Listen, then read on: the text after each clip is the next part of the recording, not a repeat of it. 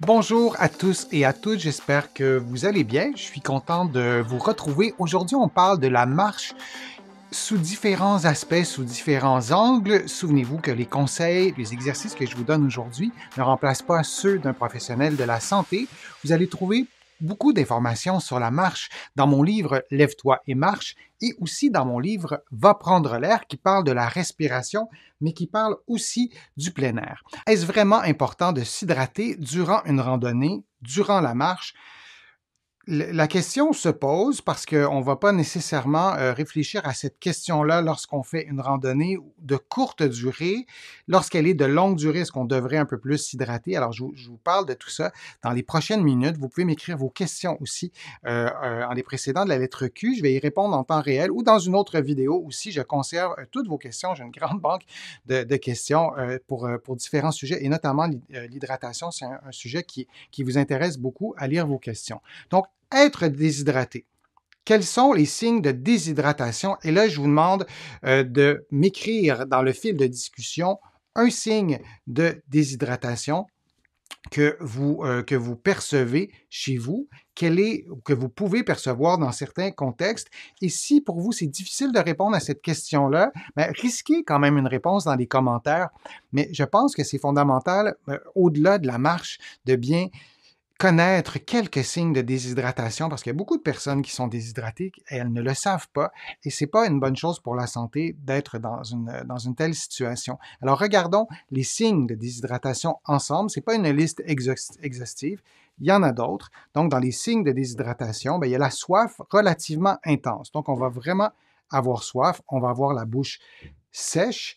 Il y aura aussi l'urine qui sera plus foncée. La couleur de l'urine, donc plus elle est foncée, plus elle est concentrée. Il y aura l'odeur aussi, elle sera plus forte. Et donc, c'est un signe de déshydratation. C'est pas normal d'avoir une urine foncée et qui est plus odorante. Alors ça, c'est un signe important qu'on devrait tous connaître. Et lorsqu'on a ça, ce que ça veut dire, c'est qu'on doit boire plus, que tout ça précède une randonnée, peu importe, on doit boire plus, mais encore plus dans un contexte de randonnée ou d'activité physique. Et c'est important de connaître ces signes-là. Et on a aussi la fatigue. On va se sentir fatigué et souvent, on va pas faire le lien avec la déshydratation. C'est ça qui est particulier. On va juste se sentir fatigué, mais ce sont des signes de déshydratation. On a aussi des étourdissements et on peut avoir de la confusion, mais là, vous avez compris que c'est vraiment des signes qui sont plus avancés et on voudrait boire bien avant ça.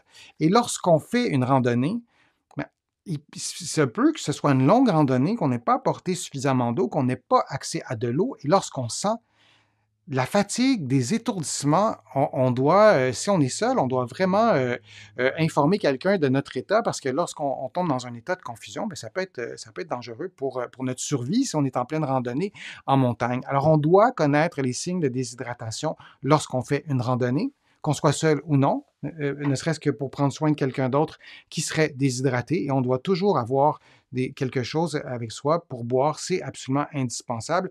Il y a Joël qui écrivait avoir la bouche sèche. Effectivement, je l'avais mis dans la liste, mais c'est vraiment important de connaître au moins 3 signes de déshydratation lorsqu'on va en randonnée pour pouvoir dépister un état de déshydratation qui pourrait être avancé et ce serait problématique. Premièrement, on a parlé de déshydratation, mais être hydraté, ça veut dire quoi?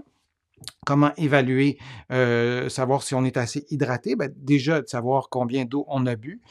De 1,5 à 2 litres d'eau par jour, mais là, je risque un chiffre parce que c'est un peu dommage de ne pas vous donner de chiffre du tout, mais ça dépend de plein de facteurs. Ça peut être un peu moins, ça peut être un peu plus, s'il fait très chaud ou pas, mais ça vous donne une idée. C'est pas un verre d'eau par jour. Donc, parce il y a des gens autour de moi, dans mes proches, qui boivent un verre d'eau par jour. On prend des liquides aussi dans notre alimentation, mais on doit boire plus qu'un verre d'eau. Sinon, on est dans un état souvent de déshydratation sans le savoir. Et si on part en randonnée en étant déjà déshydraté, c'est pas une bonne idée. Alors, c'est important de penser à l'hydratation avant la randonnée, pendant la randonnée et aussi après une randonnée. Règle numéro 1, bien s'hydrater avant la randonnée, si on fait une randonnée de courte durée, ben, on peut peut-être se limiter à cette règle-là de bien boire avant, dans les journées qui précèdent, d'apporter de l'eau si on a une randonnée qui est un peu plus longue, mais ça, c'est fondamental. Donc, c'est pas tant pendant, mais c'est d'abord avant, parce qu'on sait on est déjà déshydraté, ça va être beaucoup plus compliqué. Règle 2, boire régulièrement pendant la randonnée, en particulier si elle excède 1 heure, c'est une indication. Vous pouvez modifier un peu cette durée-là, ça dépend de chacun. Et par exemple, boire 200 millilitres aux 20 minutes. C'est peut-être pas nécessaire de mettre une alarme sur sa montre pour boire absolument cette quantité-là, mais on veut boire régulièrement. Et si vous n'avez pas tendance à boire régulièrement, ben oui, c'est peut-être intéressant de mettre une alarme parce que si vous allez marcher pendant toute une journée ou pendant un week-end, c'est important de boire pendant, sinon vous allez vous déshydrater et là, il pourrait y avoir des signes un peu plus importants, comme je vous le disais.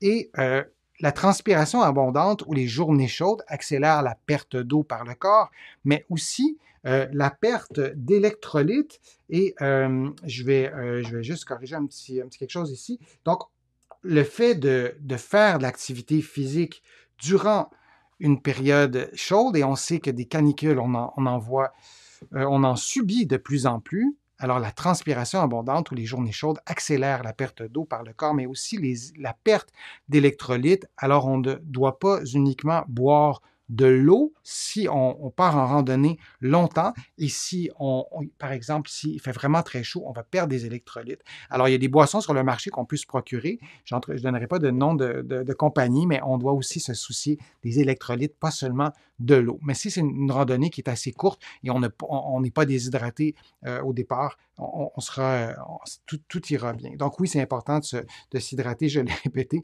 plusieurs fois. C'est important de tenir compte de la perte des électrolytes et aussi, c'est important de tenir compte de son état de santé, des médicaments qu'on prend si on en prend, de la température et même en hiver, c'est-à-dire qu'en hiver, on a tendance à moins boire quand on fait de la randonnée parce qu'on va moins se rendre compte qu'on transpire, un peu comme lorsqu'on nage, on ne se rend pas compte, mais l'hiver, on va moins transpirer parce qu'il fait quand même plus froid, mais on peut très bien se déshydrater l'hiver, même si on n'a pas l'impression d'avoir chaud et on va moins boire, donc c'est important de le faire. Je vous remercie d'avoir été là. Je vous remercie d'avoir participé. Je vous remercie aussi de m'écrire vos questions dans le fil de discussion. Je vous invite aussi à contribuer à mes plateformes. Je vous en parle souvent. C'est important pour moi de vous inviter à le faire pour ceux et celles qui veulent le faire. Sans ces contributions, je ne pourrais pas continuer à vous produire autant de contenu et ça me fait plaisir de le faire. Vous pouvez contribuer sur YouTube. Il y a le petit cœur sur lequel vous pouvez cliquer dans la majorité des pays ou sinon sur mon site web denisfortier.ca. Vous allez pouvoir aussi vous inscrire gratuitement à l'infolettre que vous recevrez chaque semaine. Et il y a aussi des courriels thématiques qui vous aident, qui vous accompagne, en fait, qui vous donne des informations sur différents problèmes de santé. Vous allez trouver aussi beaucoup d'informations sur la marche et sur d'autres sujets aussi dans mes livres que vous pouvez trouver partout en librairie au Canada, mais aussi de l'autre côté de l'Atlantique. Vous pouvez les trouver aussi sur le web et il y a des exercices, il y a des conseils, il y a des explications aussi. Alors, je vous remercie d'avoir été là. J'ai hâte de lire vos commentaires. Je vais y répondre instantanément ou je vais répondre à ces commentaires dans d'autres vidéos. Alors, je vous dis à une prochaine fois, à une prochaine vidéo, à un prochain direct.